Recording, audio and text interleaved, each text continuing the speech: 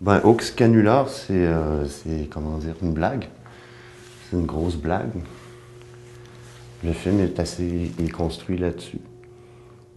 Sur le mensonge aussi. Puis, nécessairement, la mythomanie. Puis, Hoax Canular englobe tout ça.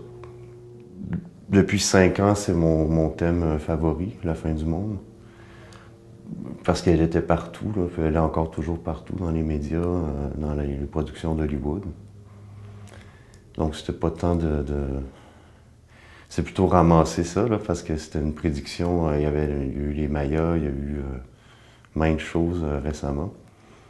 Moi, je vois ça comme des rituels de peur. Donc,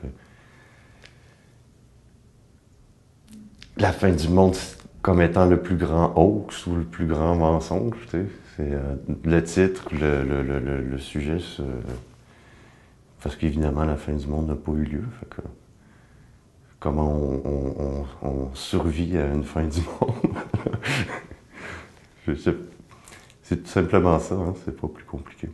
Ben, le matériel, il vient à moi, c'est que j'utilise des moteurs de recherche sur Internet. Ce qui est nouveau, par contre, dans cette production aussi, c'est que plutôt que écouter les vidéos puis les sélectionner un petit peu comme en plein surf, là, j'ai été assisté par des logiciels.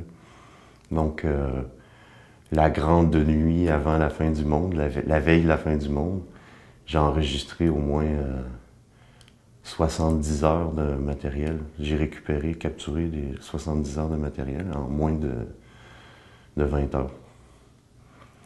Donc, pour moi, c'était comme aller à la pêche à la grenade. Il y avait tellement de trafic, il y avait tellement de vidéos. Si les choses se perdaient, cette fois-ci, c'est beaucoup plus par accumulation. Même les serveurs de YouTube, ils n'arrivaient pas à tout prendre.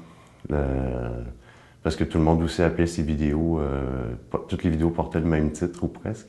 La fin du monde, Apocalypse.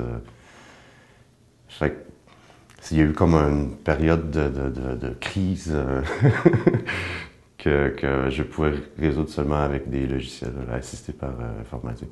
Ensuite, j'ai dû me prendre le temps de tout réécouter ça, puis faire un peu de ménage dans ce bordel-là.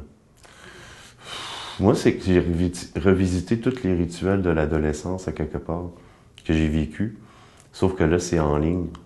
C'est bien évident. Moi, j'ai vécu mon adolescence avec sans ordinateur. Là, on avait pas de téléphone portable, on n'avait rien. On avait une caméra VHS dans notre gang, puis on faisait des films déjà. T'sais. On faisait des mannequins, puis on écrivait ça en bas des buildings, puis on faisait déjà un petit peu de montage, puis ketchup, etc. Ça tourne souvent au gore, à l'horreur, la parodie de films, on était déjà là-dedans. Là. Tandis que pour eux, c'est beaucoup plus présent. Fait que j'ai eu c'est un pur plaisir. J'ai revisité tout ce qui a fait mon adolescence. Ils sont super drôles, les enfants, aujourd'hui. Ben, je dis les enfants, mais les adolescents, c'est... Parce qu'ils offrent tellement, tu sais, sur le web, mais ils se donnent tellement à voir que... tout le long de la production, je me suis dit, hey, qu'est-ce qu'on aurait fait, nous, tu sais? Jusqu'où on serait allé avec tous ces moyens-là. Fait que je pourrais presque dire que le film, c'est un portrait de génération là, sur les native digital. Je l'ai fait sans préjudice, je l'ai fait avec amour, tu sais. Il était beaucoup plus facile à aimer que les hommes qu'on trouve dans Rip in Pieces America.